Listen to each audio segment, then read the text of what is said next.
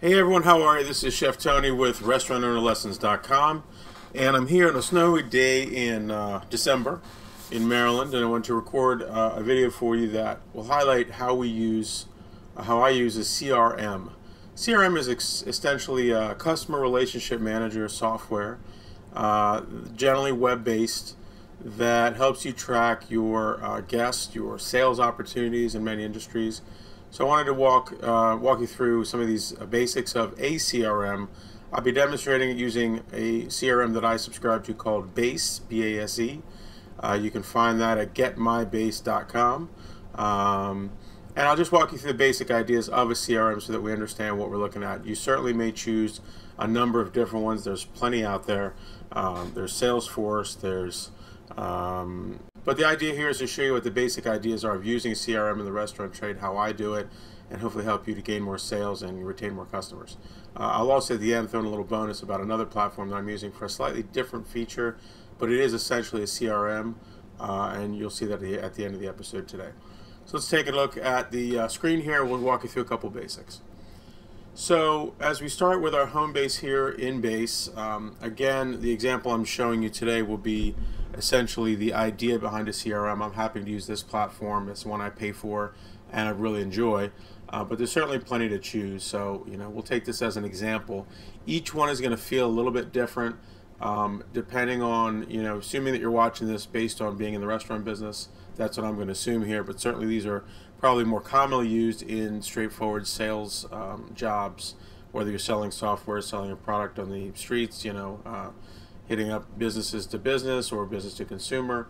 But the idea is the same, so I think this would be a good example. In this particular platform called Base, there's a number of icons across the top. We'll get into each one of those. And again, the ideas here and concepts here are duplicated usually in most CRMs, so you can get the idea.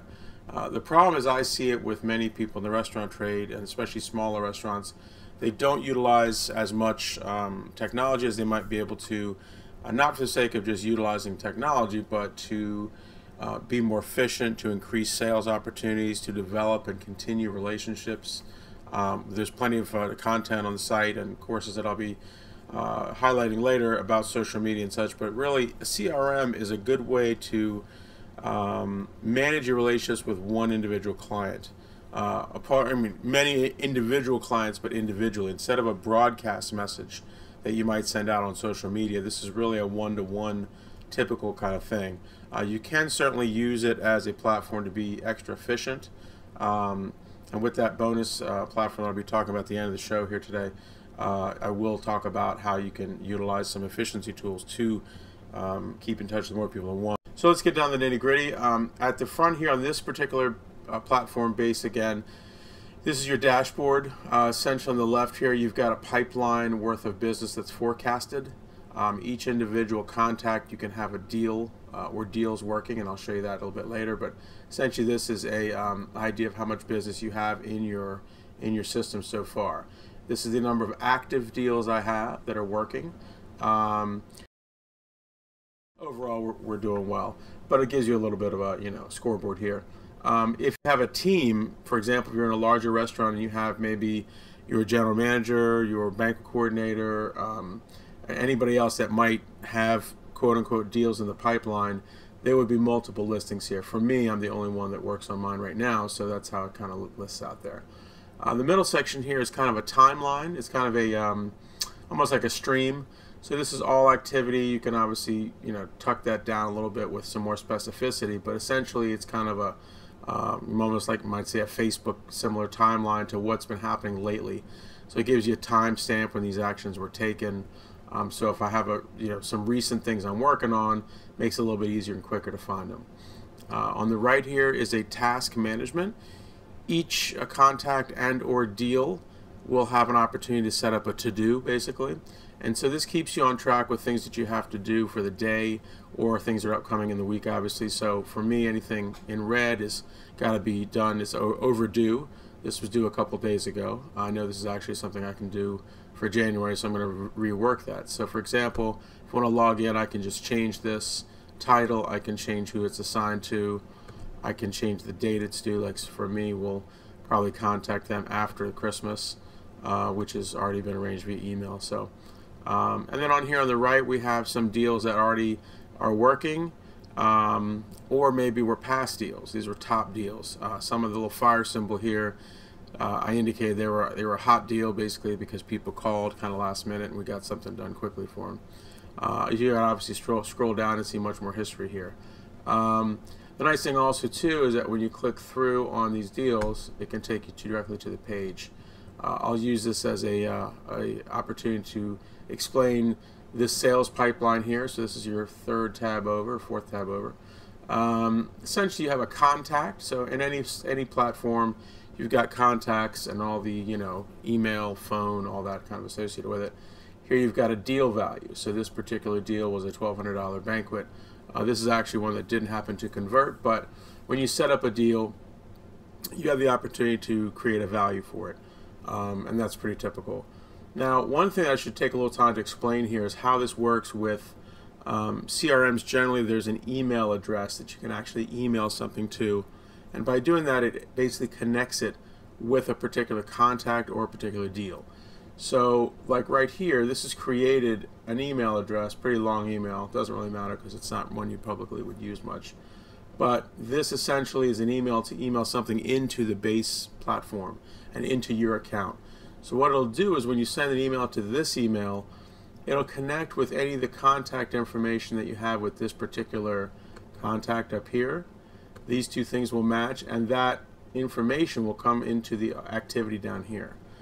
That was something that I had to learn when I first started using CRMs. It's kind of an easy way to connect outside information through your outside email program and a contact or a deal that you're working on within the platform. Over here you've got your contact information, pretty straightforward. Here's your to-do list, also called tasks. You can set up the name of the to-do. So you can change the date and the item description and such like that right here. Going down here, you've got documents. So most platforms will have you upload a document, or a number of documents, anything you want to upload. It could be a Word doc, an Excel doc. This is an example of an Excel doc that I use for my party planning, and I can get into that in more detail later. It does have integration, which is pretty cool, with Dropbox. The only thing I didn't like about that is that you basically have to create a new folder for each deal. You can do that. You can have a subfolder system underneath banquets in general, which I guess you could do, but for me I just used it directly here. Also integrates with Google Drive, which is pretty cool. So either Dropbox or Google Drive can integrate seamlessly. And there's also a partnership with a platform called Quote Roller, which is an automated, or well, not automated, but a more streamlined process of creating a quote for somebody, which I think is cool. I just haven't gone to use it yet. It's an extra cost, and for me, I don't need it right this moment. So that's your basic idea here of the sales pipeline look. Also in the middle here, you'll have other areas popping up like a timeline. You can add a note, which is a simple note about the deal. It doesn't necessarily go out to anybody. It doesn't go out to anybody, just for you to keep track of particulars, phone calls, anything, vibe that you're getting from the deal, anything you want. You can send an email directly from this platform, which is really nice. I've actually been involved with the platform long enough to see some of these evolutions changing, and it's getting better and better, so it's really good. So like any email, you would create your subject. You can have a predestined kind of signature file here, and then whatever you want to say inside the email, of course, here. You can create an attachment as well. So by creating the attachment, you would go to pick up one of your documents that you have loaded into base, or here you can select something from your computer and attach a picture or anything else you need. So that's basically your things here. The only thing I might add is one important part, which is we'll show you down here, is stages within base. These are stages that you create, which are basically landmarks within the deal timeline. I've created the following here as an incoming lead. So when somebody calls or contacts me in any way, and I create their contact and a set a deal, I call it an incoming lead. The next stage for me is that I've collected the basic information. Third one would be that I've created the email having the BEO or banquet event order. So I've put together a suggestion basically to send to them. Back and forth within this stage might be a couple different things, but as we get an approval and a deposit, it moves to the fourth stage, which is approved awaiting event. After the event happens, I'll move it to the stage of event executed, and then beyond that, I go to a follow-up post-sale marketing email activity, meaning that they've had the event, it was successful, and that basically I'm going to follow up with them through email to kind of remind them in the future that we would love to handle their business again when the next thing comes up. These bottom ones here, well, the last one here is an indefinite pause. You do have some parties that will contact you and go through some of the sales process, but then at the end they just maybe didn't get funding for the project, or you know, something happened in their company and they're going to postpone their party or whatever. At that case, I put it as an indefinite pause, something that I want to visit later on and see if we can drum up that business in the future. The last three here are pretty self-explanatory, but these are essentially how the deal ended. I either won it, I lost it, or I created a third option, which is unqualified. For me, as I look through my clients and say, well, you know, many of them, obviously we're going to try to hit the ball out of the park and get their business. We may win them, we may lose them, but some parties actually, in my opinion, were never really qualified to be a candidate. And I don't want to muddy my statistics by losing a deal that I think wasn't even really legitimately a deal. I'll give you an example. Maybe somebody writes you and says, look, I want to have 30 people for lunch and my budget is $300. $10 a person, at least in my industry where I am, might not be worth a possibility. You know, because we're a full service restaurant, it's a pretty low dollar amount. We might say, you know what, really we're not the right restaurant to even pitch for this because of the cost scenario that we have. Or they may just say, well, we ended up doing something at home because my mom changed her mind. To me, that's an unqualified deal. It wasn't really a good pitch for us to try to, you know, get that business. So for me, it's a way that I can say, you know what, there's a few deals, and it's not the majority by far, but a few deals here and there that just I don't feel are worth including into my statistics. That's a personal decision. You can certainly choose it, you know, to do it the way you want to do it. So that's the basic ideas here around the idea of your deal. Again, you have a contact, you have a deal name here. These can all be edited on the fly right here, which is really nice. A couple of other tabs up top. This is your basic contact tab. These are all different contacts we have in the system. You can import these from all major email address platforms, as well as a CSV file. You can filter them down here on the right very quickly, which is really nice. It's using a CRM, when you think about not using something like this, and you just have this mass of emails and contacts, there's no organized system, it's kind of a mess. So using this platform or a similar platform, again, it doesn't have to be based, but for me, what I do with it is it's been the best one. It just helps you stay organized and stay efficient, and in the restaurant trade, you never have extra time, so I find it pretty invaluable. Skipping over here to tasks, this is again just a different list of all the individual to-dos that you've created. You can check them off, you can edit them, you can trash them if you don't find that they were written correctly, and again, you filter them on the right. So you may have a list of 5 or 10 or 15 or 30 depending on how many deals you have going, but this is a simple way to pull up just the things you have to do. Then you have, each task has the contact here, and then the the information here. Beyond that tab, you have an email tab, which is essentially your emails from, I use Gmail, so this is essentially a copy of that. These are all emails. I don't really deal with this tab too much within Base. I guess I could, and I probably should maybe efficiently use more of it here, but typically what I do is keep these keep in Gmail because I'm used to that environment. But it is a way that you can actually search your emails here, which is helpful. If you're looking for an email from a particular contact that you have a deal with, it might be quicker to search them from here, so you certainly can use that. The next tab over is reports. Again, realizing that this is certainly a platform that probably certainly isn't directed at the restaurant trade. It's more directed at more sales-oriented organizations in a different fashion. They have a lot more reporting than probably I think you really need from me. It does track each of your stages, like for me, the incoming lead, the basic information collected, et cetera, et cetera, et cetera. It tracks when those people got out of the pipeline.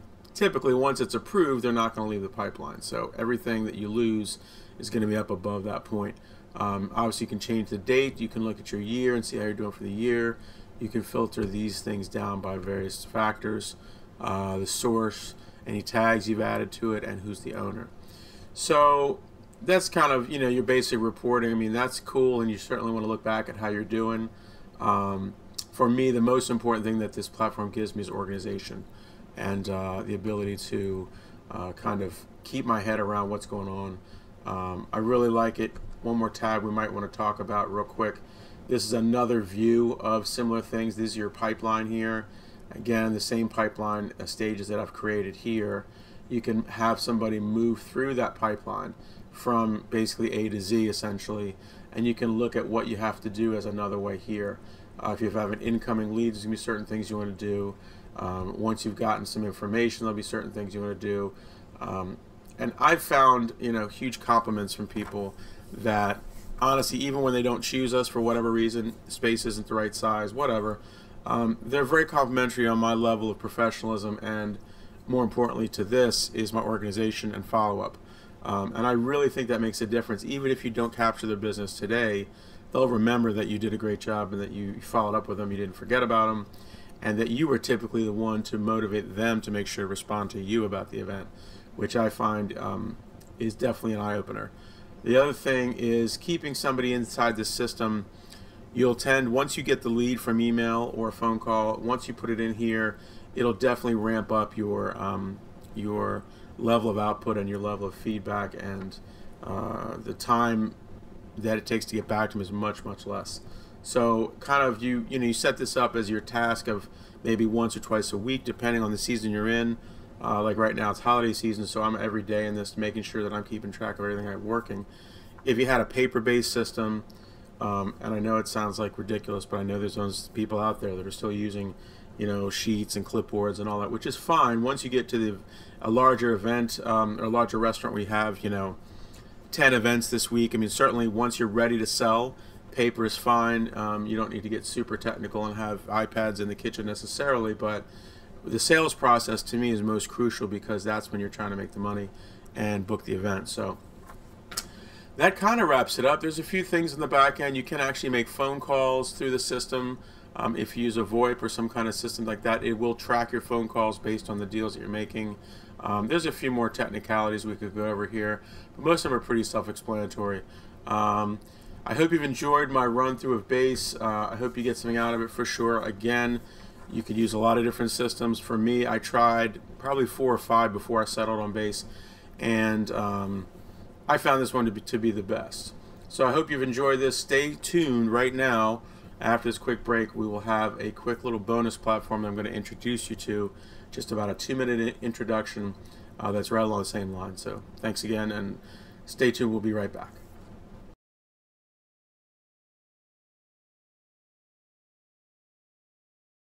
Hey guys, thanks so much. It's Chef Tony from restaurantownerlessons.com.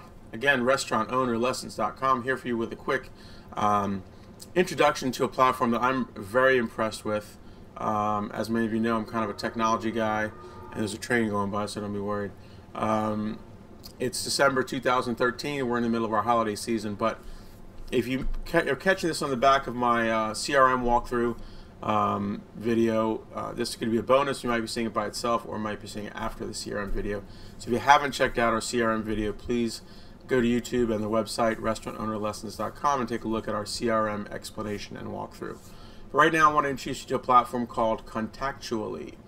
I came across this through a podcast, and somebody introduced it on there, and I found it to be amazing.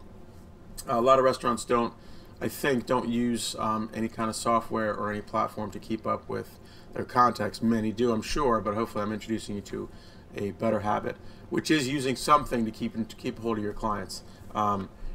Contactually is a pretty amazing platform that basically helps you to keep in touch with people on a certain timeline, and in a certain way that you have your group of people that you put them into what's called buckets, so that they're kind of tags that associate with each person.